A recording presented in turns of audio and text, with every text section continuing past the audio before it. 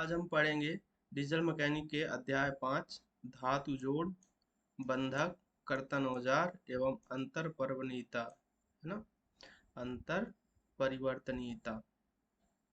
चलिए तो शुरू करते हैं धातु जोड़ से। किसी भी मशीन में विभिन्न भाग होते हैं तथा प्रत्येक भाग में अनेक पार्ट्स लगे होते हैं जो एक दूसरे से संबंधित होते हैं। इनमें से कुछ पार्ट्स को हमेशा के लिए जोड़ा जा सकता है, जबकि कुछ पार्ट्स को बार बार खोलने की आवश्यकता हो सकती है। इसके लिए विभिन्न प्रकार के जोड़ लगाए जाते हैं। विभिन्न आवश्यकताओं को देखते हुए इन जोड़ों को निम्न भागों में बांटा गया है। पहला है अस्थायी जोड़, दूसरा है अर्धस्थायी जोड़ और तीसरा है स्थायी जोड़। आइए समझते हैं कि ये जोड़ कैसे होते हैं। अस्थायी जोड़। मशीन में बहुत से ऐसे भाग होते हैं जिन्हें मरम्मत अथवा साफ सफाई के लिए बार बार खोलने की आवश्यकता होती है। ऐसे भागों को जोड़ने के लिए अस्थायी जोड़ लगाए जाते हैं। अस्थायी जोड़ लगाने के लिए मुख्यतः बोल्टिंग विधि का प्रयोग किए जाते हैं। तो समझेंगे बोल्टिंग क्या होती है। धातु सीट को अस्थायी रूप से जोड़ने के लिए नट बोल्ट तथा स्क्रू का प्रयोग किया जाता है तथा धातु सीटों को नट बोल्ट व स्क्रू की सहायता से अस्थायी रूप से जोड़ने की प्रक्रिया बोल्टिंग कहलाती है। इस विधि में सर्वप्रथम जोड़े जाने वाली धातु सीटों में समान आकार के छिद्र किए जाते हैं। इसके पश्चात इन छिद्रों में बोल्ट डालकर उन पर नट कस दिया जाता है। दूसरा है अर्धस्थायी जोड़। बहुत सी इंजीनियरिंग गतिविधियां ऐसी होती हैं जहां पर अर्धस्थायी जोड़ का प्रयोग किया जाता है। इस प्रकार के जोड़ को किसी कारणवश ही अलग करने की आवश्यकता होती है। अर्धस्थायी जोड़ में बंधक पूर्णतः नष्ट हो जाते हैं, परंतु पार्ट्स को कोई हानि नहीं पहुंचती। अभी ये जो चीज है इसको ध्यान देने की जरूरत है। जो ये अस्थायी जोड़ था इसमें ना तो पार्ट्स को नुकसान होता है ना ही बंधक को नुकसान होता है। पर अर्धस्थायी जोड़ में बंधक जो है वो पूर्णतः नष्ट हो जाते हैं, परंतु पार्ट्स को कोई भी हानि नहीं पहुंचती। अर्धस्थायी जोड़ लगाने के लिए सोल्डरिंग, रिवेटिंग तथा सीमिंग प्रक्रियाएं अपनाई जाती हैं। ठीक है, तो अब समझेंगे सोल्डरिंग क्या होती है। दो या दो से अधिक धातु के पार्ट्स को सोल्डर के माध्यम से जोड़ने की प्रक्रिया सोल्डरिंग कहलाती है। सोल्डरिंग एक प्रकार का कच्चा जोड़ होता है जो कंपन होने पर खुल जाता है, खुल सकता है तथा अधिक लोड सहन नहीं कर पाता। इसे नर्म टांका लगाया जाना भी कहते हैं। सोल्डरिंग में गलनांक बढ़ाने व घटाने के लिए क्रमशः एंटीमनी व बिस्मथ का प्रयोग किया जाता है। गलनांक बढ़ाने के लिए एंटीमनी और घटाने के लिए बिस्मथ का प्रयोग किया जाता है। वेल्डिंग प्रक्रिया में जाब की धातु को पिघलने तक गर्म किया जाता है तथा दोनों बेस धातुओं को आपस में मिलाया जाता है और फिर दोनों को ठंडा होने के लिए छोड़ दिया जाता है। इसमें जोड़े जाने वाली सतहें अपना वास्तविक स्वरूप नहीं रख पाती, परंतु यदि जोड़े जाने वाली दोनों सतहों के वास्तविक स्वरूप को सुरक्षित रखते हुए जोड़ना हो तो उन्हें सोल्डरिंग द्वारा जोड़ा जा सकता है। इस विधि में जोड़े जाने वाली धातु की सतहों को पिघलाने की आवश्यकता नहीं होती, अपितु धातुओं को उनके गलनांक से काफी कम तापक्रम पर ही सोल्डर की सहायता से जोड़ा जाता है। इस विधि में सोल्डर फिलर धातु के रूप में प्रयोग की जाती है। सोल्डर का गलनांक 450 डिग्री सेल्सियस से कम होता है। अब इसमें कुछ चीजें जो प्रश्न में आ सकती हैं वो ध्यान देने वाली हैं। जैसे सोल्डरिंग में गलनांक बढ़ाने के लिए एंटीमनी तथा घटाने के लिए बिस्मथ का प्रयोग करते हैं। फिर इसकी परिभाषा दो या दो से अधिक धातु के पार्ट्स को सोल्डर के माध्यम से जोड़ने की प्रक्रिया सोल्डरिंग कहलाती है। ये सब चीजें, और फिर ये कंपन से क्या होती हैं, खुल जाती हैं, है ना। सोल्डरिंग एक प्रकार का कच्चा जोड़ होता है जो कंपन से खुल जाती हैं। ठीक है, फिर इसका गलनांक कितना है, 450 डिग्री सेल्सियस। ये सब प्रश्न में पूछे जाते हैं। फिर अगला है रिवेटिंग। दो भागों को रिवेट द्वारा जोड़ने की विधि रिवेटिंग कहलाती है। इस विधि को जोड़ने वाले भाग में रिवेट के आकार के अनुसार छिद्र करके उसमें रिवेट डालते हैं। तत्पश्चात रिवेट के एक सिरे पर हथौड़ा द्वारा पैन हेड बना दिया जाता है। ठीक है, रिवेटिंग जब हाथ द्वारा हथौड़े की सहायता से की जाती है तो इसे हैंड रिवेटिंग, और जब रिवेटिंग मशीन द्वारा की जाती है तो इसे मशीन रिवेटिंग कहा जाता है। ठीक है, रिवेटिंग प्रक्रिया ठंडी तथा गर्म दोनों अवस्थाओं में की जा सकती है। फिर अगला जो था अर्धस्थायी जोड़ वो था सीमिंग। सीमिंग के बारे में समझते हैं। इस विधि में धातु की बारीक एवं पतली शीटों या चादरों के द्वारा बनी धातुओं को जोड़ा जाता है। यह जोड़ सामान्यतः संदूकों, टबों तथा बर्तनों में लगाए जाते हैं। सही ढंग से लगाए गए इन जोड़ों में कोई भी तरल पदार्थ लीक नहीं हो पाता। इस विधि में सर्वप्रथम जोड़ी जाने वाली धातु शीटों के किनारों को जोड़ने के लिए सीम बनाई जाती है। अब इस सीम में धातु की धातु अब इस सीम में धातु शीटों के किनारे को एक विशेष प्रकार से मोड़कर आपस में फंसा दिया जाता है। इस प्रकार अर्धस्थायी जोड़ प्राप्त किया जाता है। ठीक है। अब अगला जो जोड़ है वो कौन सा जोड़ है? स्थायी जोड़। तीन प्रकार के जोड़ थे, उसमें से ये तीसरा है। स्थायी मतलब परमानेंट। जब दो पार्ट्स को स्थायी रूप से जोड़ना हो तो उसे स्थायी जोड़ लगाए जाते हैं। ठीक है। इस प्रकार के जोड़ को पुनः खोलना आसान नहीं होता। इन जोड़ों को खोलने पर बंधक और पार्ट्स दोनों ही खराब हो जाते हैं। स्थायी जोड़ लगाने के लिए वेल्डिंग और ब्रेजिंग विधियां अपनाई जाती हैं। तो समझेंगे वेल्डिंग क्या होती है। वेल्डिंग धातु पार्ट्स को फ्यूजन तापक्रम तक पिघलाकर प्रेशर देकर या बिना प्रेशर दिए जोड़ने की प्रक्रिया को वेल्डिंग कहते हैं। ठीक है। अब इसमें दो प्रकार की वेल्डिंग मतलब हो गई, फ्यूजन और नॉन फ्यूजन, प्रेशर या नॉन प्रेशर। ठीक है। अब इसमें थोड़ा सा लोग कंफ्यूज हो जाते हैं कि ये फ्यूजन क्या होती है, प्रेशर क्या होती है। बहुत सरल है, थोड़ा सा समझेंगे समझ में आ जाएगी। नॉन फ्यूजन या प्रेशर वेल्डिंग समझना है। नॉन फ्यूजन या प्रेशर वेल्डिंग और फ्यूजन या नॉन प्रेशर वेल्डिंग। ठीक है। अब ये दोनों चीजें एक साथ रहती हैं, है ना। नॉन फ्यूजन या प्रेशर वेल्डिंग और फ्यूजन या नॉन प्रेशर वेल्डिंग। यहाँ देखेंगे फ्यूजन या नॉन प्रेशर वेल्डिंग, दो प्रकार की ही वेल्डिंग होती है। ठीक है। तो पढ़ते हैं नॉन फ्यूजन या प्रेशर वेल्डिंग। इस प्रक्रिया में दो विभिन्न धातुओं को प्लास्टिक अवस्था तक गर्म करके दोनों धातुओं की सतहों पर दबाव डालकर जोड़ बना दिया जाता है या बनाया जाता है। इस प्रक्रिया में धातुओं को गर्म करने के लिए विद्युत आर्क, ऑक्सी हाइड्रोजन ज्वाला, oxy acetylene, blacksmith fire का प्रयोग किया जाता है। इस विधि में जोड़ बनाने के लिए फिलर पदार्थ की आवश्यकता नहीं होती। ये इंपॉर्टेंट है, यही प्रश्न में ज्यादातर पूछ लिया जाता है ना। इसमें फिलर पदार्थ की आवश्यकता नहीं होती। इस विधि का एक अन्य नाम फोर्ज वेल्डिंग भी होता है। मैंने कहा है कि जब कभी भी नाम अगर अन्य नाम पूछा जाए तो वह भी इम्पोर्टेंट है ना। क्योंकि फोर्ज वेल्डिंग में धातुओं के टुकड़े को गर्म करके हथौड़े की सहायता से जोड़ लगाया जाता है। अब यहाँ देखेंगे कि ये जो दो धातु हैं, धातु के टुकड़े हैं या दो जॉब है, इनको प्लास्टिक अवस्था तक गर्म कर लिया गया है और हथौड़े के प्रेशर से इनको जोड़ा जा रहा है ना। तो ये हो गई नॉन फ्यूजन या प्रेशर वेल्डिंग। अब देखेंगे फ्यूजन या नॉन प्रेशर वेल्डिंग। अब इसमें प्रेशर वगैरह, हथौड़े वगैरह की आवश्यकता नहीं होती है। ठीक है। इस विधि में जोड़े जाने वाली सतहों को एक साथ रखकर ऊष्मा की सहायता से पिघलने तक गर्म किया जाता है। ये पिघली हुई धातुएं आपस में मिलकर मिश्रण बनाती है जो बाद में ठंडा होकर एक मजबूत जोड़ बनता है। इस विधि में जोड़ बनाने के लिए दाब की आवश्यकता नहीं होती।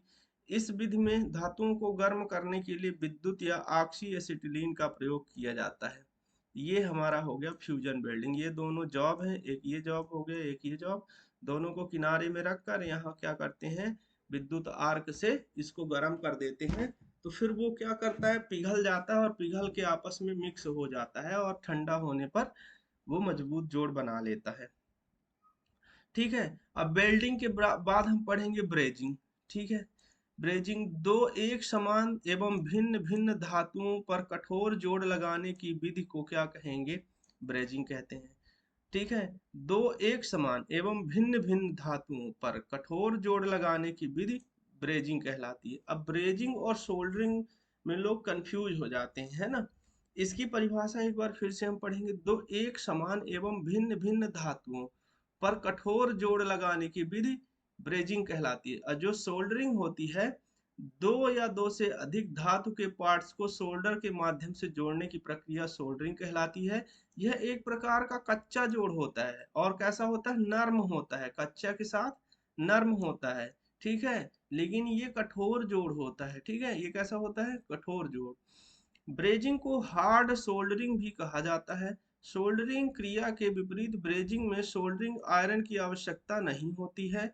ब्रेजिंग का प्रयोग कटिंग टूल्स पर कार्बाइड ट्रिप नल तथा उसकी फिटिंग आदि जोड़ने के लिए, कास्ट आयरन की मरम्मत के लिए, रेडिएटर आदि के लिए, जैसे इंजनों में, ऑटोमोबाइल में सबसे ज़्यादा इसका प्रयोग होता है। रेडिएटर वगैरह की जब जो ट्यूब्स होती हैं वो फट जाती हैं, वहाँ से लीकेज हो जाता है, तो उनको जोड़ लगाने के लिए इसी का ब्रेजिंग का प्रयोग करते हैं, है ना। ब्रेजिंग में जोड़ लगाने के लिए स्पेल्टर या सिल्वर का प्रयोग किया जाता है। इसके द्वारा लगाए गए जोड़ अपेक्षाकृत अधिक मजबूत होते हैं। ठीक है, ये ब्रेजिंग की प्रक्रिया दिखाई गई है, इसमें ये जॉब है। ठीक है, इस जॉब में हमको ब्रेजिंग करनी है। अब यहाँ नोजल से फ्लेम आ रही है और ये ब्रेजिंग राड है, तो इसको पिघला के यहाँ भर देगी। ठीक है ना, भर देगा तो फिर ये जोड़ बन जाएगा। अब अगला आते हैं बंधक। हमारा जो इम्पोर्टेंट टॉपिक है बंधक। ऑटोमोबाइल में इनका बड़ा प्रयोग किया जाता है और हम सबको इन बंधकों के बारे में अच्छे से पढ़ना है। इनसे प्रश्न पूछे जाते हैं इनके चित्र देकर और इनके कार्यों के बारे में या इनके आकार के बारे में कि ये किस प्रकार का है, किस आकार का है, इस प्रकार से पूछ लिए जाते हैं, है ना। तो पढ़ते हैं, इंजीनियरिंग उद्योग में मशीन के विभिन्न भागों को जोड़ने के लिए जो साधन प्रयुक्त किए जाते हैं वे बंधक कहलाते हैं, मतलब फास्टनर, तथा बंधकों द्वारा मशीनी भागों को जोड़ने की विधि बंधन या फास्टनिंग कहलाती है। मशीनी भागों को जोड़ने के लिए बंधकों के रूप में स्क्रू, नट, बोल्ट, स्टड आदि का उपयोग किया जाता है। हमको इस चैप्टर में इन सब के बारे में अच्छे से पढ़ना है। चलिए तो पढ़ते हैं हम स्क्रू के बारे में। इंजीनियरिंग उद्योग में अस्थायी जोड़ लगाने के लिए स्क्रू का प्रयोग किया जाता है। इसमें बेलनाकार छड़ के सिरे पर बोल्ट को कसने के लिए चूड़ियां कटी होती हैं। स्क्रू के इस भाग को सैंक कहते हैं। ठीक है, एक स्क्रू दिखाएंगे आपको। ठीक है ना, ये जो चूड़ियां कटी हैं इस भाग को क्या कहेंगे, सैंक कहते हैं। ठीक है, स्क्रू के दूसरे सिरे पर एक हेड फोर्ज किया जाता है जिसे स्क्रू को कसने के समय पकड़ा जाता है। साधारणतः स्क्रू के हेड में पेचकस लगाने के लिए स्लॉट भी कटा होता है। स्क्रू फेरस, नॉन फेरस दोनों ही धातुओं के बनाए जा सकते हैं। Mild steel, carbon steel, stainless steel, पीतल, तांबा तथा एल्यूमीनियम आदि धातुओं के स्क्रू बाजार में उपलब्ध हैं। ठीक है, बनावट तथा उपयोग को ध्यान में रखते हुए स्क्रू निम्न प्रकार के होते हैं। पहला है हैंड स्क्रू, दूसरा है सेट स्क्रू, तीसरा है ग्रब स्क्रू, चौथा है थंब स्क्रू, पांचवा है सेल्फ टैपिंग स्क्रू, छठवां है हैमर ड्राइव स्क्रू, सातवां है शोल्डर स्क्रू। अब ये सारे जो स्क्रू है ना इनकी बनावट अलग अलग प्रकार से है, तो हमको सभी स्क्रूओं को पढ़ना है क्योंकि प्रश्न किसी भी स्क्रू से आ सकता है, उसके काम से, उसके आकार से, उसकी संरचना से। ठीक है ना, उस और उसकी बना मतलब किसी भी प्रकार से, जैसे यहाँ धातु दिखी हुई है तो ये लिखा है mild steel, carbon steel, stainless steel, पीतल, तांबा, एल्यूमिनियम आदि धातुओं के। तो किस धातु का बनाया जाता है, किस प्रकार का होता है, तो इन सब। और दो स्क्रूओं में आपस में क्या अंतर है ये भी। ठीक है ना, तो पहले पढ़ते हैं हेड स्क्रू। इन स्क्रूओं में बोल्ट के समान हेड बना होता है। बहुत से हेड स्क्रू में पेचकस लगाने के लिए स्लॉट भी कटे होते हैं। वर्गाकार तथा हेक्सागोनल हेड वाले स्क्रूओं को स्पैनर की सहायता से अधिक टाइट कसा जा सकता है। हेड की बनावट के अनुसार ये निम्न प्रकार के होते हैं। पहला है हेक्सागोनल हेड स्क्रू, दूसरा है hexagonal socket head cap screw, तीसरा है काउंटर सिंक हेड स्क्रू, चौथा है वर्गाकार हेड स्क्रू। अब इसमें ना कुछ कुछ चीजें में अंतर, जैसे हेक्सागोनल, ये हो गया हेक्सागोनल हेड स्क्रू। ठीक है, तो ये देखेंगे कि ये यहाँ पर 6 फलक बने हुए, 1 2 3 इधर दिख रहे हैं, 3 पीछे की तरफ है, तो इसको बोलते हैं हेक्सागोनल हेड स्क्रू। ठीक है, फिर hexagonal socket cap head screw. ठीक है, hexagonal socket cap head screw cap screw का प्रयोग तब किया जाता है जब सतह के ऊपर स्क्रू के शीर्ष उभार से बचाना हो। हेक्सागोनल हेड स्क्रू को कसने के लिए एलन की का प्रयोग किया जाता है। किसका प्रयोग किया जाता है, एलन की। ये है हमारा hexagonal socket head cap screw. ठीक है ना, ये है। और इसके अंदर देखेंगे ये एलन की स्लॉट बना हुआ है। भारतीय मानक के अनुसार ये स्क्रू 1.6 mm से 36 mm तक की रेंज में उपलब्ध होते हैं। हेक्सागोनल हेड स्क्रू तथा hexagon socket head screw steel के बनाए जाते हैं। ठीक है। दूसरा है, दूसरा कौन सा स्क्रू था? Countersunk head screw. इस प्रकार के स्क्रू का शीर्ष शंक्वाकार होता है। इसका प्रयोग काउंटर सिंक होल में किया जाता है। इस प्रकार के स्क्रू को घुमाने के लिए पेंचकस की आवश्यकता पड़ती है। सामान्यतः निम्न 4 प्रकार के काउंटर सिंक हेड स्क्रू प्रयुक्त किए जाते हैं। पहला है slotted countersunk head screw. दूसरा है cross recessed countersunk head screw. तीसरा है slotted raised countersunk head screw. चौथा है cross recessed raised countersunk head screw. अब इन सब में ना थोड़ा थोड़ा सा अंतर है, सबके नाम इसलिए है, ये नाम बड़े कठिन से हैं, लेकिन अगर आप समझ लेंगे तो इनमें बिल्कुल भी दिक्कत आपको होने वाली नहीं है। अब जैसे पहला है स्लॉटेड काउंटर सैंक हेड स्क्रू। अब ये वाला देखेंगे कि ये कौन सा है, स्लॉटेड काउंटर सैंक हेड स्क्रू। इसमें देखेंगे कि जो ये वाला है ना, ये इधर की ओर आया है, ठीक है ना, काउंटर सैंक, ठीक है ना, ये एक शंकु अर्ध शंक्वाकार या शंकु का छिन्नक उस आकार में उल्टा टाइप का है, ठीक है ना। तो ये कौन सा हो गया? Countersunk head screw. अब देखेंगे कि ये जो cross recessed countersunk head screw है, इसका आकार, ये इसमें केवल स्लॉट था, लेकिन इसमें देखेंगे ये प्लस चिन्ह वाला जो फिलिप्स टाइप स्क्रू ड्राइवर होता है वो लगने के लिए है, ठीक है ना। ये स्टैंडर्ड टाइप स्क्रू ड्राइवर इसमें लगता है, इसमें फिलिप्स टाइप, ठीक है। बाकी ये वाला आकृति देखेंगे सेम टू सेम है, पर अंदर स्क्रू कसने की आकृति में अंतर है, तो इसको बोलेंगे cross recessed countersunk head screw. अब इस वाले को देखेंगे, इसमें इसमें देखेंगे इसके हेड में थोड़ा सा उभार है, दिख रहा है, थोड़ा सा उभार है यहाँ, इस इनमें ये फ्लैट है, लेकिन इसमें क्या है? उभार है। तो ये इस उभार को क्या कहेंगे? रेज्ड। क्या कहेंगे? रेज्ड। अब ये क्या है? Slotted raised countersunk head screw, ठीक ना। बाकी सब कुछ सेम है, जैसा इसमें है सेम है, पर इसमें थोड़ा सा उभार है यहाँ, तो इसको बोलेंगे slotted raised countersunk head screw. अब जो ये लास्ट वाला है ना, इसमें भी देखेंगे, ये चौथा नंबर, ठीक है, इसमें भी देखेंगे कि यहाँ रेज्ड है केवल, बाकी इसके समान ही है पूरा, पर यहाँ रेज्ड है, तो इसका नाम क्या हो गया? Cross recessed raised countersunk head screw, ठीक है। अब अगला जो स्क्रू था वो है वर्गाकार, ठीक है ना। इस इन स्क्रूओं में से अंतिम स्क्रू था वर्गाकार हेड स्क्रू। इन स्क्रूओं को रिंच की सहायता से उच्च टार्क तक कसा जा सकता है। इन स्क्रूओं को के हेड में एक वाशर लगा होता है, जिसका उद्देश्य कार्य खंड की सतह को खराब होने से बचाना। वर्गाकार हेड स्क्रू का प्रयोग ऐसे स्थानों पर किया जाता है जहां पर असेंबली को बार बार हटाने तथा पुनः फिट करने की आवश्यकता होती है, ठीक है। तो ये हो गए हमारे स्क्रू, ठीक है। अब ये हो गया, ये देखेंगे कि ये वर्गाकार जो हेड स्क्रू था उसको खोलने बंद करने के लिए जो ये हमारे पाने दिखाए गए हैं, और कैसे खोलते बंद करते हैं, कहाँ उपयोग करते हैं, ये दिखाया गया नीचे चित्र में वर्गाकार हेड स्क्रू तथा उसकी प्रयोग विधि को दर्शाया गया है, ठीक है। अब अन्य प्रकार के स्क्रू देख लेते हैं। हल्के असेंबली कार्यों में प्रयुक्त किए जाने वाले अन्य अन्य हेड स्क्रू निम्न चित्रों में दर्शाए गए हैं। अब इनका सबका आप चित्र देखते जाएंगे ना तो आपको समझ में आ जाएगा, बहुत ही सरल है। Pin head screw. अब इसका देखेंगे कि जो ये हेड है ना, ये पिन है, यहाँ से थोड़ा सा अर्ध गोलाई में है, ठीक है ना। ये वाला हिस्सा देखेंगे, ये अर्ध गोलाई में है, ठीक है ना।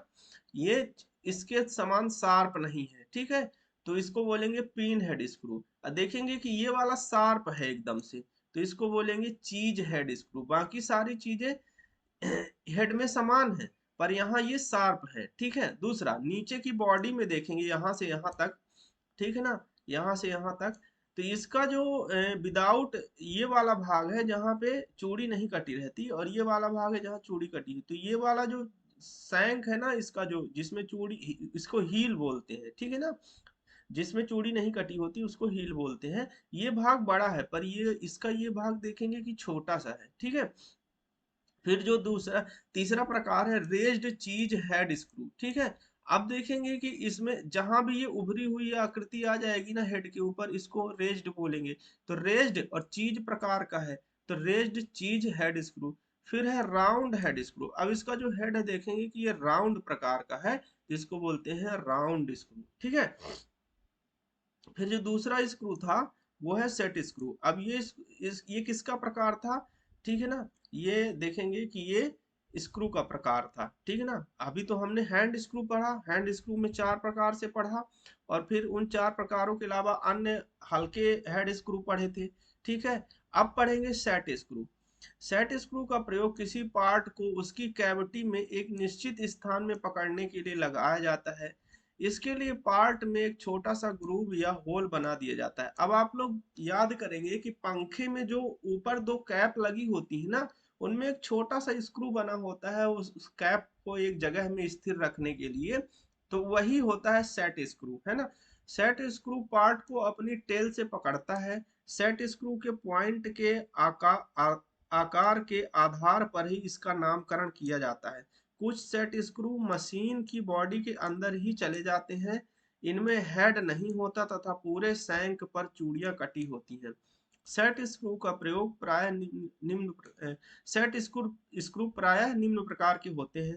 पहला हेक्सागोनल सॉकेट सेट स्क्रू, दूसरा है वर्गाकार सेट स्क्रू। अब देखेंगे इनका प्रयोग ज्यादातर देखेंगे कि जो मोटर के पंखे होते हैं ना, या अपने देखे होंगे कूलर के पंखे वगैरह, पंखी वगैरह को पकड़ने के लिए इस प्रकार के स्क्रू लगे होते हैं, ठीक है। हम लोग जब कभी कूलर का पंखी वगैरह खोलते हैं तो इसी तरह के स्क्रू लगे होते हैं, ठीक है, देखे होंगे।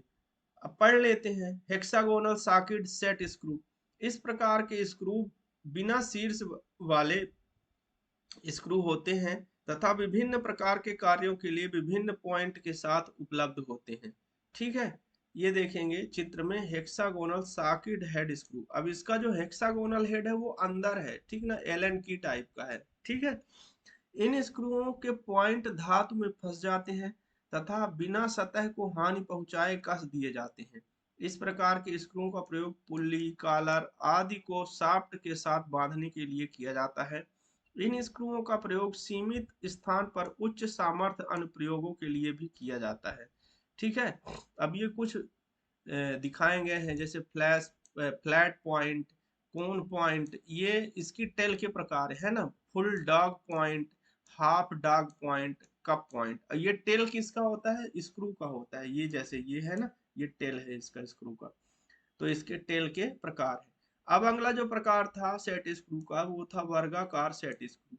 इन स्क्रूओं का शीर्ष वर्गाकार होता है। इनका प्रयोग ऐसे स्थानों पर किया जाता है जहां असेंबली में बार बार संयोजन और वियोजन की आवश्यकता, मतलब बार बार खोलने और बंद करने की आवश्यकता होती है। फिर अगला स्क्रू जो सेट स्क्रू है वो है ग्रब स्क्रू, ठीक है। ग्रब स्क्रू का उपयोग हेक्सागोनल सेट स्क्रू के समान ही किया जाता है, परंतु इनका प्रयोग हल्की पकड़ के लिए किया जाता है। कार्य के अनुसार ग्रब स्क्रू विभिन्न प्रकार के पॉइंट के साथ उपलब्ध होते हैं, ठीक है। ये देखेंगे ग्रब स्क्रू, ये क्या होता है, पार्ट्स के अंदर ही चला जाता है, ठीक है ना। ये है हमारा ग्रब स्क्रू। चित्र भी अच्छे से देखेंगे, चित्र में कभी कभी ऐसे ही चित्र में सीधे सीधे चित्र ही दे देता है और पूछ लेता है कि ये किस प्रकार के स्क्रू हैं या इसके द्वारा कौन सा काम किया जा रहा है, ऐसा भी पूछ लिया जाता है, ठीक है। अब देखेंगे कार्य के अनुसार ग्रब स्क्रू विभिन्न प्रकार के पॉइंट के साथ उपलब्ध है। तो यहाँ पॉइंट इसका देख लेते हैं। फ्लैट सिरा, कॉनिकल सिरा, cylindrical dark point, tapered dark point, cup point और ओवल पॉइंट, ये सब इसके टेल के प्रकार हैं, ठीक है ना, स्क्रूओं के प्रकार हैं ग्रब स्क्रू के। फिर है थंब स्क्रू, ठीक है। ऐसे स्क्रू जो हाथ द्वारा खोले व कसे जा सकते हैं, जिन्हें बार बार संयोजन तथा वियोजन करने की आवश्यकता हो, थंब स्क्रू कहलाते हैं। इन स्क्रूओं का उपयोग ऐसे स्थानों पर किया जाता है जहां कंपोनेंट को केवल हाथ द्वारा खोलने या कसने की आवश्यकता होती है। अब यहाँ चित्र में ये एक वर्नियर हाइट गेज दिखाया गया है। ये कौन सा गेज है, वर्नियर हाइट गेज। अब वर्नियर हाइट गेज में यहाँ देखेंगे कि ये लगा है थंब स्क्रू। और थंब स्क्रू कहाँ लगा होता है, हमने देखा है वर्नियर कैलिपर से जब हम रीडिंग ले रहे थे तो वहां भी 2 ठो थंब स्क्रू लगे हुए थे, ठीक है ना। अब हमने जब स्क्राइबर पढ़ा था तो ऑफसेट स्क्राइबर पढ़ा था, और हमने पढ़ा था कि वो वर्नियर हाइट गेज में लगा होता है। तो ये देखेंगे वर्नियर हाइट गेज में ये ऑफसेट स्क्राइबर लगा हुआ है, ठीक है ना। इससे मार्किंग भी करते हैं और निशा वो क्या बोलते हैं, और नापते भी हैं, ठीक है ना। नापने के साथ मार्किंग का भी काम करते हैं।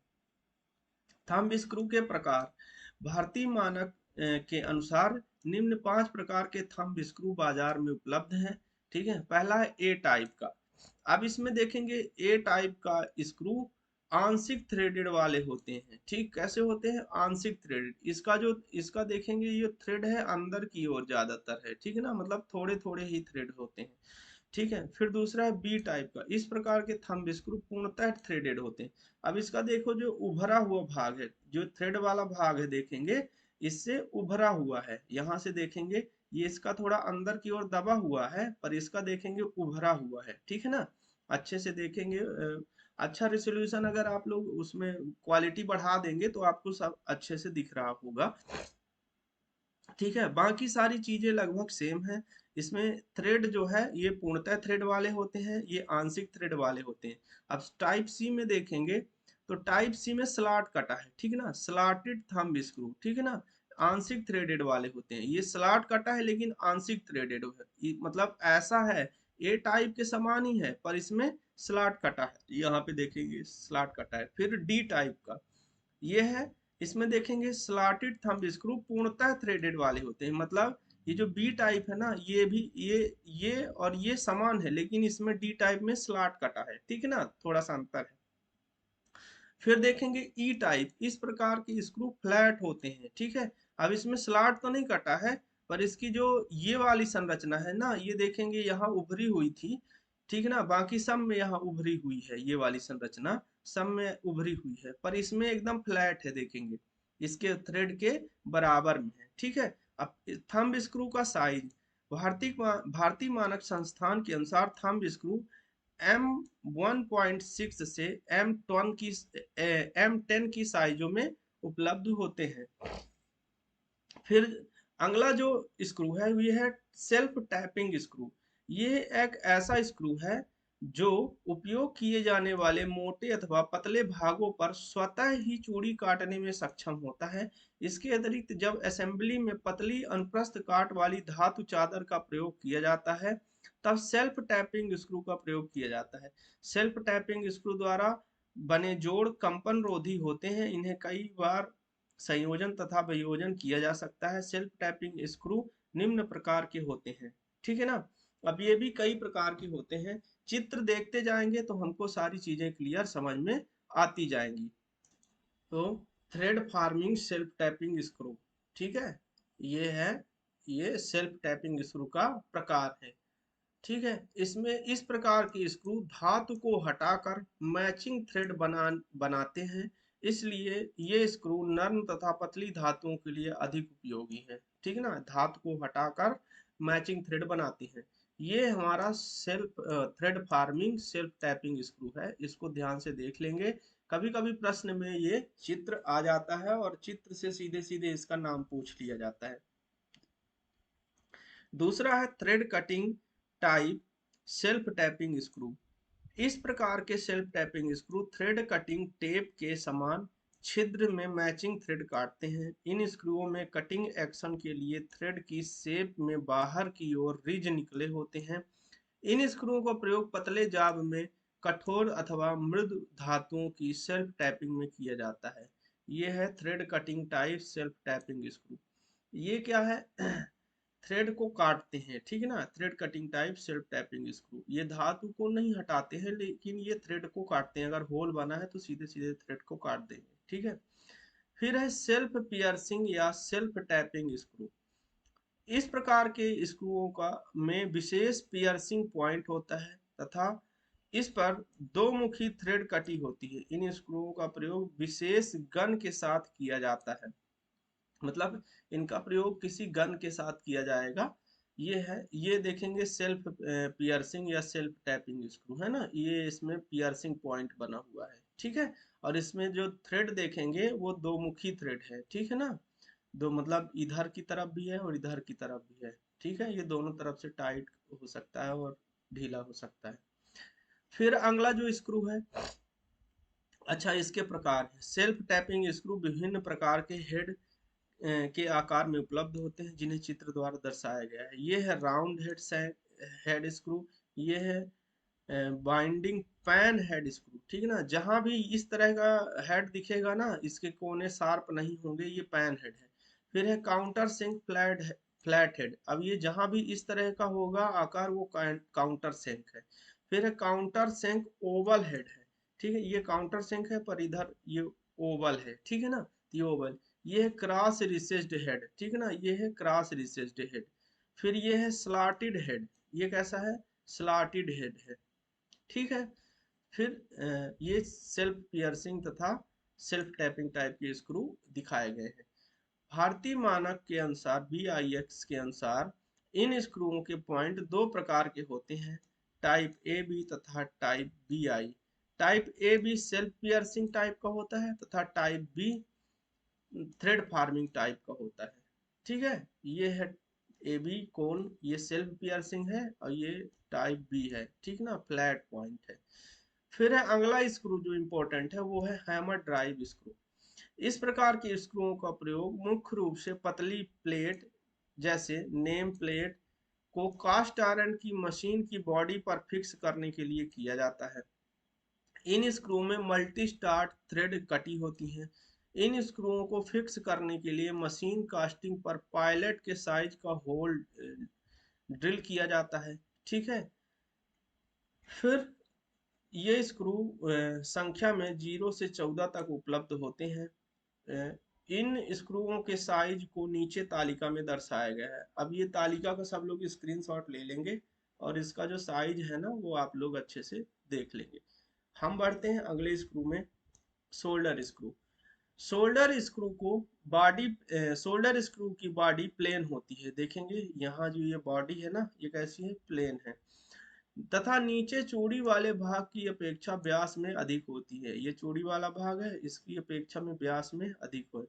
इस प्रकार के स्क्रू का प्रयोग ऐसे स्थानों पर किया जाता है जहां एक दूसरे पार्ट्स को स्क्रू पर घुमाने की आवश्यकता हो, ठीक है ना। मतलब हम एक पार्ट को घुमाने की आवश्यकता हो इस स्क्रू लगाने के बाद भी, इस तो यहाँ पे किसका प्रयोग किया जाता है, शोल्डर स्क्रू का प्रयोग किया जाता है। चलिए हमने स्क्रू पढ़ लिया, अब हम पढ़ेंगे नट। ये हमारा दूसरा क्या है, फास्टनर है, ठीक है ना, बंधक। नट एक ऐसी युक्ति है जिसकी सहायता से मशीन के किन्हीं दो भागों को बोल्ट, स्क्रू, स्टड आदि के माध्यम से लॉक किया जाता है। यह धातु का किसी विशेष आकार में बना हुआ टुकड़ा होता है जिसके बीच में जिसके बीच के छेद में चूड़ी कटी होती हैं। ये चूड़ियां बोल्ट या स्टड की चूड़ियों से मेल खाती हुई होती हैं। नट माइल्ड स्टील के बनाए जाते हैं। साधारणतः हेक्सागोनल नट ही प्रयोग में लाए जाते हैं, परंतु उपयोगिता को देखते हुए विभिन्न प्रकार के आकारों के नट भी प्रयोग किए जाते हैं। इनमें से कुछ विशेष नट निम्न प्रकार से हैं। पहला है हेक्सागोनल नट, दूसरा है स्क्वायर नट, तीसरा है टी नट, चौथा है कॉलर के साथ हेक्सागोनल नट, पांचवा है कफ नट, छठवां है कैप नट, सातवां है कैप्सन नट, आठवां है सतवां है गोल नट, ठीक है ना, ये सॉरी आठवां है गोल नट, और नौवां है नर्ल नट, दसवां है फ्लाई नट, ग्यारहवां है लॉक नट, बारहवां है फ्लैंज नट। तो ये प्रकार के नट, इतने प्रकार के नट होते हैं, ठीक है। वह अपनी वर्कशॉप में देखेंगे तो नट के चित्र बने हुए हैं और उनके नाम भी लिखे हुए हैं, ठीक है।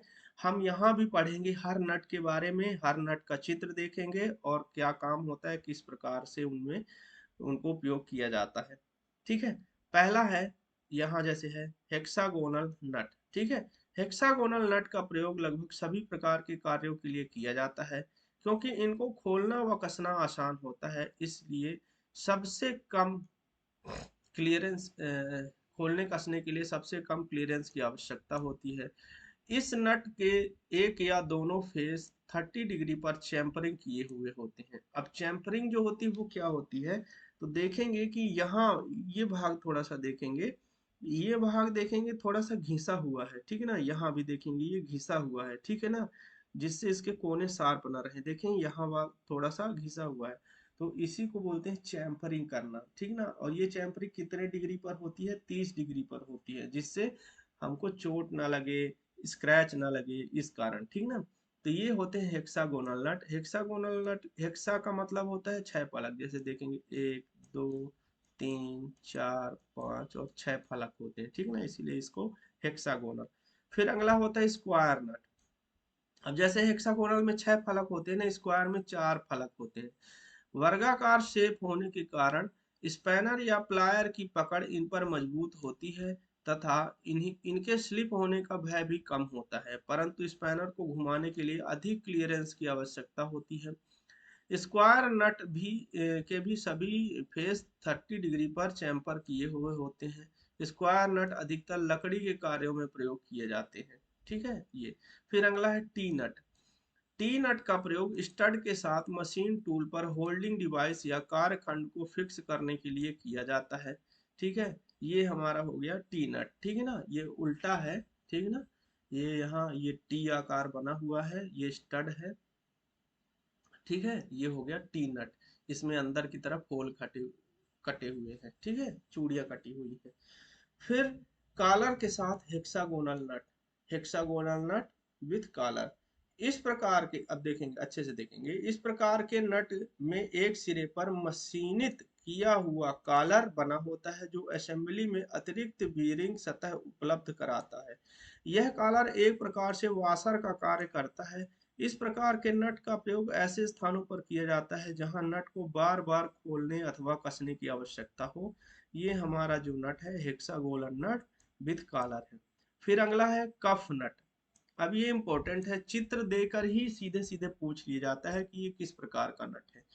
यह भी एक हेक्सागोनल नट होता है जो कि एक सिरे से बंद होता है। देखेंगे एक सिरा इसका क्या है? बंद है, ठीक है। इस प्रकार एक डोम के आकार का गोलाकार भाग होता है। यह नट मशीनों में बाहर की ओर लगाए जाते हैं। यह नट चूड़ियों को बाहरी वातावरण तथा गंदगी से बचाते हैं। इसकी कीमत अपेक्षाकृत अधिक होती है। इन्हें डोम नट भी कहा जाता है, ठीक ना। कौन सा नट कहा जाता है? डोम नट या कफ नट, ठीक ना। ये एक तरफ से क्या होते हैं? बंद होते हैं। फिर अगला होता है कैप नट। कफ नट के समान ही कैप नट भी एक सिरे पर बंद हेक्सागोनल नट होता है, परंतु यह बंद सिरे के ऊपर से प्लेन होता है, ठीक है। कैसा होता है? ऊपर से प्लेन होता है। यह भी बोल्ट की बाहरी चूड़ियों की सुरक्षा करता है तथा हाइड्रोलिक प्रेशर के कारण चूड़ियों से होने वाले लीकेज को रोकता है। इस प्रकार के नट के लिए सबसे कम क्लियरेंस की आवश्यकता होती है, ठीक है। ये ऊपर से कैसा होता है? प्लेन होता है, ठीक है ना। लेकिन ये प्लेन नहीं होता, एक डोम के आकार का होता है, ठीक है ना, देख लेंगे। फिर अगला जो नट है, ये देखेंगे, ये इसका सिरा कैसा है? फ्लैट है, ठीक है ना। ये फ्लैट है। ये हो गया हमारा कैसा नट? ये कैप नट, ठीक है ना। लिखा था ना ऊपर से प्लेन होता है, तो ये हमारा हो गया कैप नट, ठीक है। फिर अगला है कैप्सन नट। कैप्सन नट, इस नट की बनावट बेलनाकार होती है तथा इसे खोलने के लिए इसकी परिधि पर 6 छिद्र बने होते हैं, ठीक है ना। आप देखेंगे कि ये छिद्र बने हुए हैं, ठीक ना। ये देखेंगे, ये वाला चित्र, ये है कैप्सन नट। इसमें ऐसे ऐसे 6 ठो छिद्र बने हैं इसकी परिधि में। इन छिद्रों में हुक स्पैनर की पिन को फंसाकर नट को खोला जाता है। किसी नट में ये होल आमने सामने के फेस पर बने होते हैं।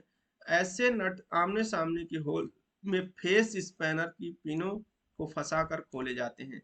अब इसमें प्रश्न ऐसे भी पूछ सकता है कि जो ये कैप्सन नट होते हैं, इनको खोलने के लिए या बंद करने के लिए किस प्रकार के स्पैनर का प्रयोग किया जाता है? तो इसे हुक स्पैनर या फेस स्पैनर का प्रयोग करके खोला या कसा जा सकता है। फिर अगला है गोल नट। इन्हें रिंग नट भी कहा जाता है। ये नट अधिकतर बड़े साइज के बोल्ट या बीरिंग स्लीव के ऊपर बनी चूड़ियों पर प्रयोग किए जाते हैं। इनमें परिधि पर स्लॉट बने होते हैं जिन्हें हुक स्पैनर या हुक स्पैनर का हुक आसानी से फंस जाता है। गोल नट खोलने व टाइट करने के लिए हुक स्पैनर का प्रयोग किया जाता है।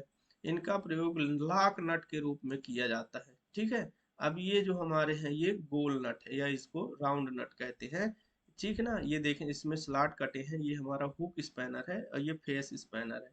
फेस स्पैनर में देखेंगे ऐसी आकृति बनी हुई है और दो यहाँ फेस बने हुए हैं, ठीक, पिन बनी। और ये हमारा हुक स्पैनर है या इसको सी स्पैनर भी कहते हैं, ठीक है।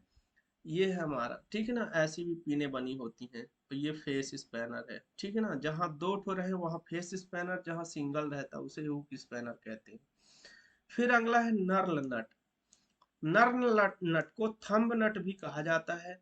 कैप्सन नट के समान यह नट भी बेलनाकार रिंग के आकार का होता है, परंतु इसकी परिधि पर उंगलियों की पकड़ को मजबूत करने के लिए उसे नर्ल किया जाता है। हल्के दबाव से उंगलियों से ही टाइट करने के लिए इस नट का प्रयोग किया जाता है। इनका प्रयोग ऐसे स्थानों पर किया जाता है जहां नट को बार बार खोलना कसना पड़ता है, जैसे कि मार्किंग औजार और मोल्डिंग डाइयाँ आदि, ठीक है। तो ये हो गए हमारे नर्ल नट। ये देखेंगे यहाँ पे क्या की गई हुई है, नर्लिंग की गई हुई है, जिससे हमारे उंगलियों की पकड़ जो है वो मजबूत हो सके, ठीक है। फिर अगला है फ्लाई नट। अब हमने ये नट कहाँ देखा है, सब याद करेंगे। जो हेक्सा फ्रेम था हमारा, हेक्सा फ्रेम के पीछे में जो हमारा उसको टाइट करने के लिए, खोलने के लिए क्या बोलते हैं, ब्लेड को टाइट करने खोलने के लिए, ठीक ना, यही नट प्रयोग किया जाता है, ठीक ना। इसे फ्लाई नट या क्या बोलते हैं, विंग नट, फ्लाई नट या विंग नट कहते हैं, क्योंकि इसमें दो विंग बने हुए हैं, ठीक है ना। विंग मतलब ये इसके पंख। अब देखेंगे यहाँ एक हेक्सा ही दिखाया गया है और हेक्सा के पिछले सिरे पर ये लगाया गया है, ठीक है। यह नट भी उंगलियों के दबाव की सहायता से खोलने व बंद करने के लिए बनाया जाता है। नट पर दबाव डालने के लिए उसमें दो विंग लगे होते हैं, इसीलिए इसे विंग नट भी कहा जाता है। इस नट का प्रयोग भी ऐसे स्थानों पर किया जाता है जहां नट को बार बार खोलने या बंद करने की आवश्यकता होती है। फ्लाई नट भी प्राय दो प्रकार के होते हैं, ठीक ना, टाइप ए तथा टाइप बी, ठीक है। ये है टाइप ए का और ये टाइप बी का, ठीक है। फिर ये देखेंगे ये फ्लाई नट की क्या है, विमांकन है, ठीक है ना, विमांकन आरेख। ये इंजीनियरिंग ड्राइंग में हमको ये बनाना पड़ता है। फिर अगला है फ्लैंज नट। इस प्रकार के नट, ये देखेंगे फ्लैंज नट, ठीक है ना। इस प्रकार के नट में नीचे की ओर नट के व्यास में बड़े व्यास के वाशर के समान फ्लैंज बना होता है, जिससे इसकी बॉडी के साथ पकड़ अच्छी रहती है। चित्र में फ्लैंज नट का विमांकन आरेख दिखाया गया है, ये हमारा फ्लैंज नट है। अब इसमें जो एक तो हेक्सागोनल नट विथ कॉलर था ना, तो सेम सेम उसी प्रकार का है, लेकिन इसमें स्लॉट कटे हैं, देखेंगे कि यहाँ यहाँ ऐसे स्लॉट कटे थे, पर उसमें स्लॉट नहीं कटे थे, ठीक है ना। तो ये अधिक पकड़ मजबूत करने के लिए ऐसे स्लॉट काट दिए जाते हैं। फिर अब नट तो हमने पढ़ लिया, नट के सभी प्रकार पढ़ लिए, अब पढ़ेंगे बोल्ट। यह इंजीनियरिंग उद्योग की सबसे अधिक प्रयोग होने वाला अस्थायी बंधक है। इसमें बेलनाकार छड़ के एक सिरे पर चूड़ियां बनी होती हैं जिस पर नट कसा जा सकता है। इस सिरे को बोल्ट या सैंक कहा जाता है। दूसरे सिरे पर एक हेड फोर्ज किया जाता है जिसे नट कसते समय पकड़ा जा सकता है। बोल्ट का साइज चूड़ी के व्यास तथा हेड के अतिरिक्त सैंक की लंबाई द्वारा प्रदर्शित किया जाता है। बोल्ट के साइज को एम अक्षर द्वारा प्रदर्शित किया जाता है, जहां एम का अर्थ मीट्रिक आकार से है, जैसे एम 16x55। यहाँ पर 16 बोल्ट सैंक व्यास तथा 55 बोल्ट की लंबाई है, ठीक ना। और एम का मतलब मीट्रिक है, ठीक ना। बोल्ट को उनके शीर्ष के अनुसार पहचाना जा सकता है, ठीक है ना, ठीक है। बोल्ट सामान्यतः मृदु स्टील के बनाए जाते हैं, परंतु कुछ विशेष कार्यों के लिए पीतल, लाइट एलॉय के बने बोल्ट भी प्रयोग किए जाते हैं। बोल्ट का वर्गीकरण चूड़ी वाले भाग के व्यास, लंबाई तथा पदार्थ के अनुसार किया जाता है। बोल्ट को मुख्यतः निम्न दो प्रकारों में विभक्त किया जाता है, पहला है हेड बोल्ट, दूसरा है फाउंडेशन बोल्ट। अब पहला है हेड बोल्ट। बोल्ट के हेड का चयन कार्य की प्रकृति के अनुसार किया जाता है। बोल्ट के हेड के आधार पर वर्गीकृत बोल्ट के प्रकारों का आरेख सहित वर्णन निम्न प्रकार है। पहला है hexagonal head bolt.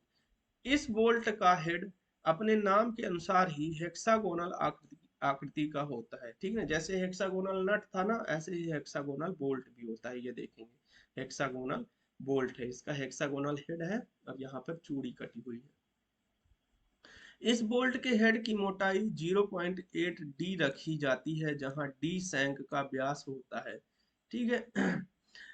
Hexagonal bolt के ऊपरी कोनों को 30 डिग्री पर चैम्फर कर दिया जाता है, जिससे स्पैनर द्वारा इसे खोलते या बंद करते समय किसी प्रकार की दुर्घटना से बचा जा सके।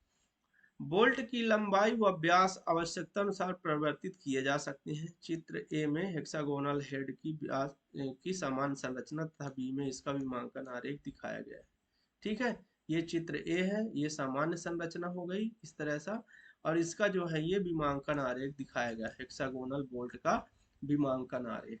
ठीक ना, 2D+3 ये इसका व्यास हो गया। ठीक ना, कोर व्यास, ये सारी चीज, ये इंजीनियरिंग ड्राइंग का सब्जेक्ट है। इंजीनियरिंग ड्राइंग में ऐसे बनवाते हैं। ठीक है, फिर हेक्सागोनल हेड के निम्न 3 ग्रेड होते हैं। पहला है परिशुद्धता, दूसरा है अर्ध परिशुद्धता, तीसरा है बीमा परिशुद्धता के अनुसार क्रमशः काले अक्षर ABCD द्वारा प्रदर्शित। ठीक है ना, फिर दूसरा जो हेड बोल्ट है वो है square head bolt. Square head देख लेंगे चित्र में, ये है स्क्वायर हेड बोल्ट की संरचना, ये स्क्वायर हेड बोल्ट। स्क्वायर खांचे में इस बोल्ट का स्क्वायर हेड आसानी से फिट हो जाता है तथा बोल्ट को कसते समय घूमने नहीं देता। इस बोल्ट की वर्गाकार नोक 30 डिग्री या 45 डिग्री के कोण पर चैम्फर की हुई होती है। वर्गाकार हेड बोल्ट ग्रेड सी काला से 6 से 39 mm 15 आकारों में व्यास में उपलब्ध होते हैं। प्लमर ब्लॉक में बने ग्रुप में फिट करने के लिए स्क्वायर हेड बोल्ट का प्रयोग किया जाता है। ठीक है, फिर है बेलनाकार हेड बोल्ट। इसे चीज हेड बोल्ट के नाम से भी जाना जाता है। इस बोल्ट की हेड बेलनाकार होती है तथा नट को बंद या खोलते समय घूर्णन से बचाने के लिए इसमें 0.2 डी मोटाई एवं 0.12 डी लंबाई की पिन शंक के अक्ष के समांतर में फिट की जाती है। ये पिन है। ठीक है ना, इसको बोलते हैं बेलनाकार हेड बोल्ट। ठीक है ना, अक्ष के समांतर फिट की जाती है, जिसमें अतिरिक्त स्पैनर की आवश्यकता नहीं होती है। इसका प्रयोग सामान्यतः कनेक्टिंग रॉड के बड़े सिरे पर किया जाता है। ठीक है, ये हो गया हमारा बेलनाकार या चीज हेड बोल्ट। ठीक है, फिर अगला है कप या गोलाकार हेड बोल्ट। अब चित्र देख लेंगे, ये कप या गोलाकार हेड बोल्ट की सामान्य संरचना है। ठीक है ना, ये इसका विमांकन आरेख है। ठीक है, रेल ट्रैक बोल्ट, इसको बोलते हैं रेल ट्रैक बोल्ट। ठीक ना, भी कहा जाता है। इस प्रकार के बोल्ट का हेड अर्ध गोलाकार होता है, इसलिए यह स्पैनर आदि से पकड़ा नहीं जा सकता। इसमें हेड के नीचे शंक के कुछ भाग को वर्गाकार फोर्ज कर दिया जाता है, जो इसे कसते समय घूमने से बचाता है। ठीक है, कभी कभी हेड के नीचे स्नग या वर्गाकार नेक बनाकर भी बोल्ट को घूमने से बचाया जाता है। इसका प्रयोग अधिकतर बढ़ई गिरी में किया जाता है। ठीक है, फिर है टी हेड बोल्ट। जैसे टी हेड नट हम पढ़े थे ना, वैसे टी हेड बोल्ट। इस बोल्ट का हेड आयताकार तथा शंक पर लंब रूप से जुड़ा होकर टी का आकार बनता है, जो मशीन टूल टेबल के टी स्लॉट में फिट किया जाता है। इस बोल्ट का प्रयोग टेबल पर जाप बांधने या वाइस में पकड़ने के लिए किया जाता है। ये हमारा टी हेड बोल्ट है। ये देखेंगे कि टी हेड बोल्ट का विमांकन आरेख दिखाया गया है। फिर अगला है हुक बोल्ट। इस बोल्ट का हेड एक हुक के आकार का होता है। टी बोल्ट से थोड़ा सा भिन्न होता है। मशीन के किसी भी भाग किसी भी भाग के एक भाग के साथ दूसरे भाग को अस्थायी क्लैंपिंग करने के लिए हुक बोल्ट का प्रयोग किया जाता है। मतलब मशीन के किसी भाग के साथ दूसरे भाग को अस्थायी क्लैंप करने के लिए हुक बोल्ट का प्रयोग किया जाता है। जैसे एंगल आयरन से बने भागों तथा सीटों को कसने के लिए हुक के नीचे बना वर्गाकार भाग बोल्ट को घूमने से रोकता है। ये देखेंगे, ये हुक बोल्ट की सामान्य संरचना है और ये इसका विमांकन आरेख है। फिर अगला है आई बोल्ट। इस बोल्ट का हेड एक गोल रिंग के समान होता है।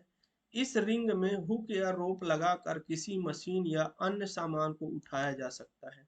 इस बोल्ट को मशीन में बने चूड़ीदार छिद्र में कस दिया जाता है। ये बोल्ट अधिकतर बिजली के भारी मोटरों एवं अन्य मशीनों में फिट किए जाते हैं। ये हो गया आई बोल्ट, ठीक है ना।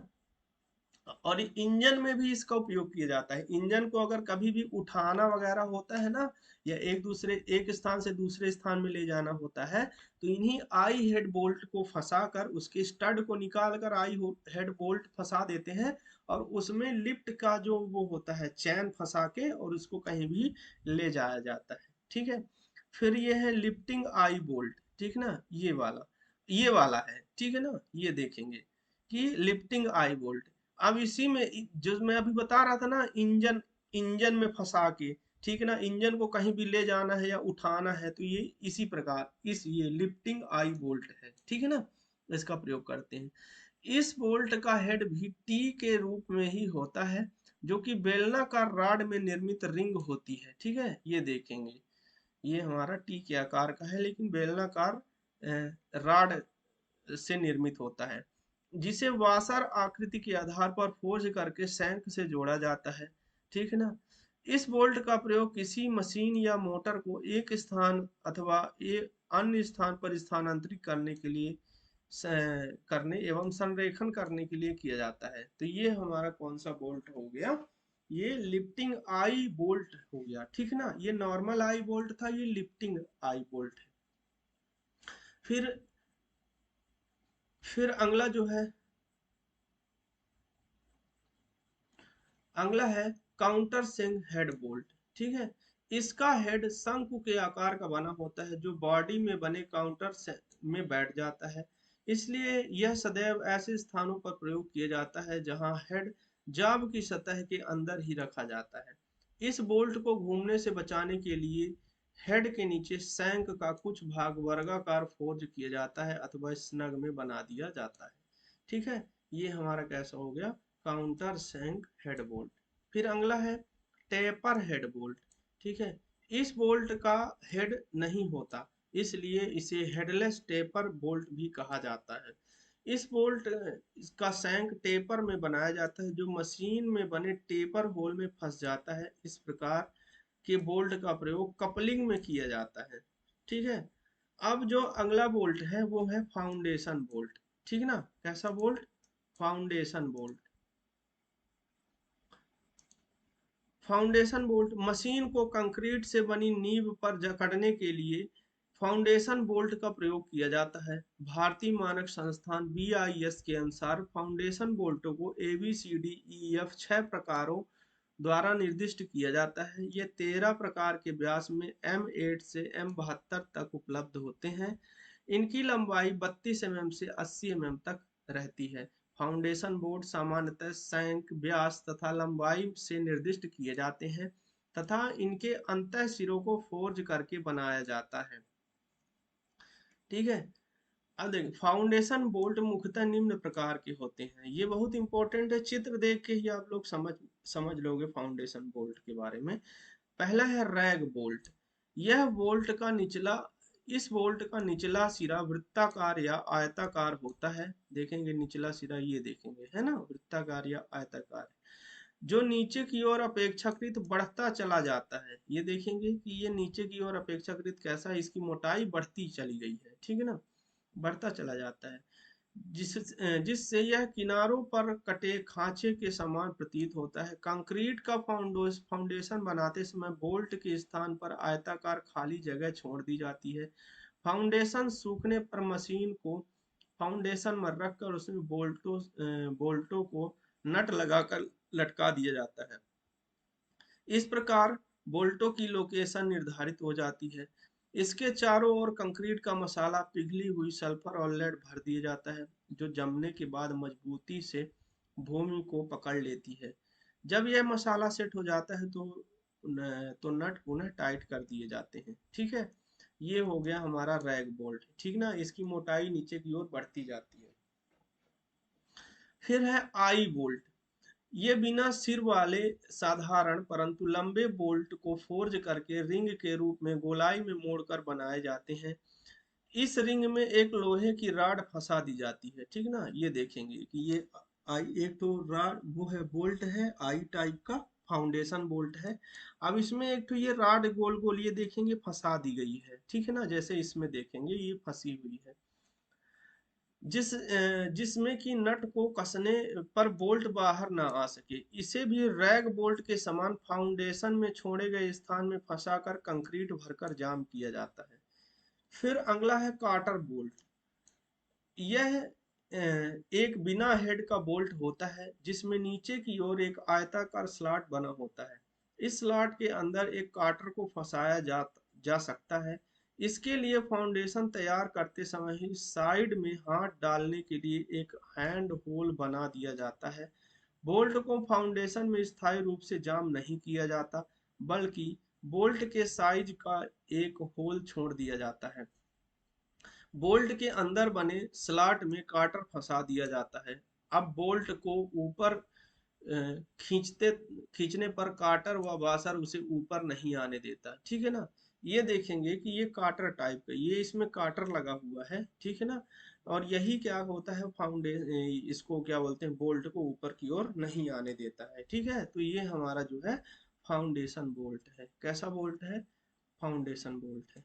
फिर है फिश टेल बोल्ट। अब जैसा कि नाम है फिश टेल, तो ऐसा इसका बोल्ट का जो टेल है वो कैसा है, मछली की पूंछ के आकार का है, ठीक है। इस बोल्ट के हेड वाले सिरे को बीच से काट कर मछली की पूंछ के समान दोनों ओर मोड़ दिया जाता है, इसलिए इसे फिश टेल बोल्ट कहते हैं।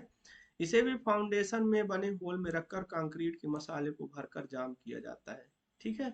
ये हमारे फिश टेल बोल्ट हो गए। अब है लेविस बोल्ट, ठीक है। इस बोल्ट का सैंक टेपर में बनाकर एक साइड में सीधा कर दिया जाता है।